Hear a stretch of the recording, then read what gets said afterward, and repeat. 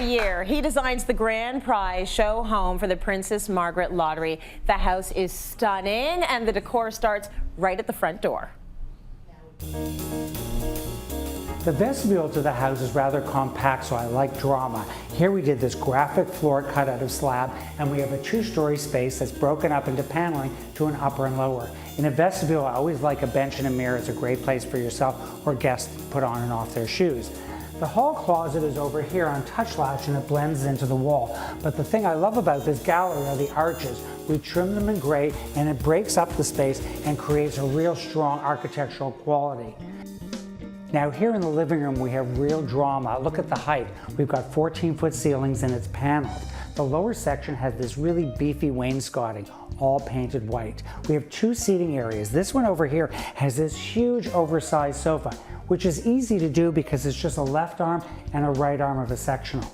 I put a console behind it, painted the same color as the wall. Great place for lamps and picture frames and accessories. I love sheer drapery, and we have this, it really emphasizes the height and almost has this linen effect. So it softens the space but allows the light to come through. The mix is in the vintage pieces. We have this vintage deco chair, a pair of them, and they reflect the coloring of the space. The modern cubes, which reflect the detail in the arches in the gallery. On this side I have another seating area, and I chose a bit of a contrast with the mink velvet chairs, the same sofa. We have floor lamps and the symmetrical windows. Now the art is in black and white, and that really emphasizes the monochromatic scheme of this living room. Told you it was stunning. So stunning. Beautiful, beautiful job you did there, Brian. You always do.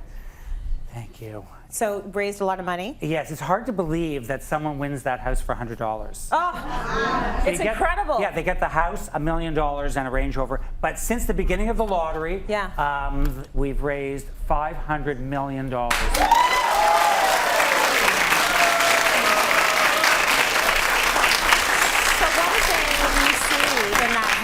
Is that you're not sort of restrained by staying in the same era or using the same materials everywhere. You mix and you match, and that's sort of a sign of, I'd say, elevated decor. Yes. That's what you've done in this space, and that's what we're going to talk about right now. Mixing the materials. You don't go to a showroom anymore and say, I will take the whole dining room set and the living room set and call it a day. You mix and match. We want you to mix it up. So a lot of times the furniture is made in sets. Yes. So there's the dresser and the night tables and the bed, but it doesn't mean literally buy them all. You could have an upholstered bed and you'll buy the night tables or the dresser, things like that. And in that house, what we did was we used some bedroom furniture in different rooms. We used a high dresser in a hallway for linens. Lovely. And that was a great solution for that. Also, we mixed up periods and materials. So I really want people to stop thinking that all the woods have to match and all the metals have to match, and just shake it up. Yeah, shake it up. So for instance, like on this coffee table, we have the Cerussed oak, which is a natural, almost natural oak, with the marble and the black metal. So that adds a lightness because the table is quite large. But we have the chair here in the dark Cerussed black oak. Cerussing is where you stain it, and then you wipe it with white, and you wipe all the white off, and the white just stays in the grain.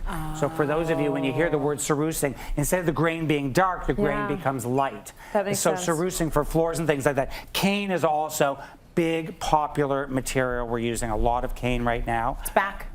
It's back. And fabulous. Velvet also, mixing the velvet with the cane. Usually you think, well, I'm not going to put a cane chair with a velvet chair.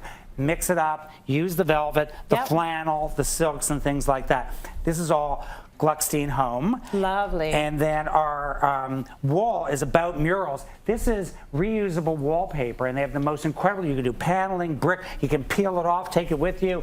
Fabulous texture. So you want to mix up materials and textures on the wall also. When we decided, when we moved into our house, that we thought we were going to be able to leave a whole wall of exposed brick, if I could tell you the headaches that came with that, I wish I just had this. This is so easy. Just stick this on the wall. Oh yeah. It looks amazing. And the wood paneling and the colored bricks, they're unbelievable, and literally you peel off if you don't want it after a while and just wash the wall and paint it. It's perfect. I love the art as well. The black and white art, really popular black and white art. And often the more color you have, maybe you want just the black and white art.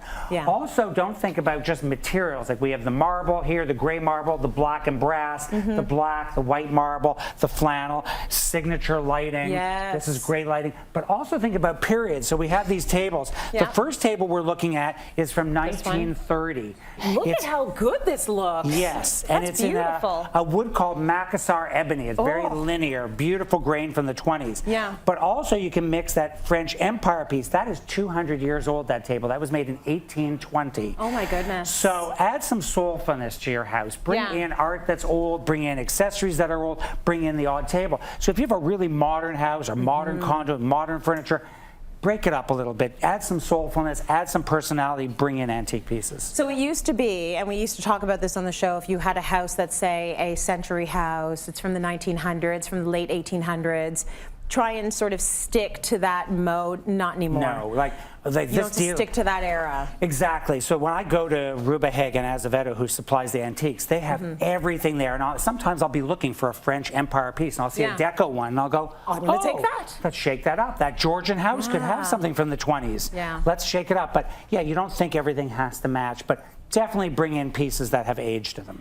It's a good time of, I would say, fashion and decor liberation. Yes. Whatever, anything goes. No So rules. next time you're on the show, then we can see you in maybe an animal print blazer. Yeah, and a vintage one. A vintage one. A vintage animal print Right? slippers. Yes, at least the socks. I'll get the Can we start with the slippers. socks or the slippers? If you wear yours, I'll wear mine. Okay, fine. Deal!